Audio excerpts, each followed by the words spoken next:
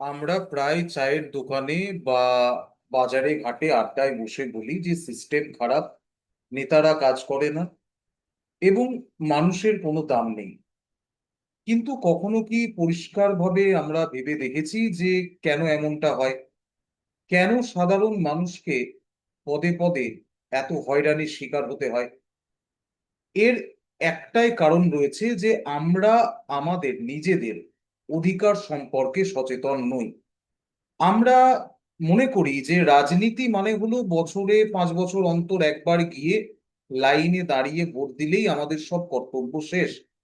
কিন্তু গণতন্ত্র মানে কিন্তু তা নয়। ডেমোক্রেসি তোমাকে প্রশ্ন করতে শেখায়। থানায় গেলে যদি পুলিশ কোনো অপরাধ তোমার সঙ্গে ঘটেছে, তার অভিযোগ যদি না নেয়, তখন তোমার কি কর্তব্য রয়েছে, তোমার কি অধিকার আছে?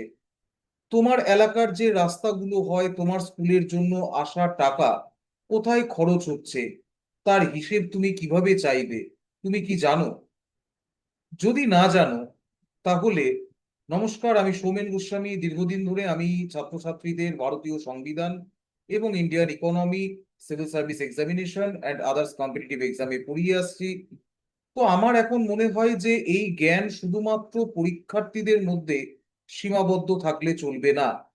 বাংলার প্রত্যেকটা সাধারণ মানুষ, বিশেষ করে আজকের যুব সমাজের এটি বিশেষ করে জানা প্রয়োজন যে তার রাজনৈতিক এবং সামাজিক অধিকার কি রয়েছে।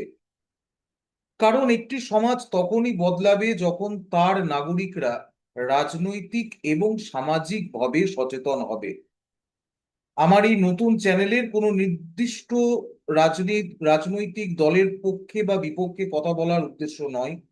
এখানে কথা বলা হবে তোমার অধিকারের, কথা বলা হবে সংবিধানের, আইনের এবং প্রশাসনিক কাজের, একদম সহজ এবং সাধারণ বাংলায়, যাতে তুমি তোমার পাওয়ারটা বুঝে নিতে পারো।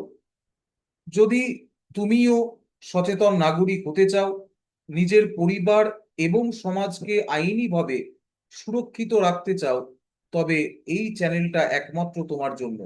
সাবস্ক্রাইব করতে ভুলবে না। সচেতনতার যাত্রায় আমার সঙ্গে যুক্ত হও। আসো, একসাথে সবাই আমরা সমাজটাকে বদলানোর চেষ্টা করি। কারণ সচেতনতাই হলো সমাজ বদলের একমাত্র চাবিকাঠি। So take care, God bless you, thank you. পরবর্তী আমাদের আলোচনায় দেখা হবে। এভরিওয়ান।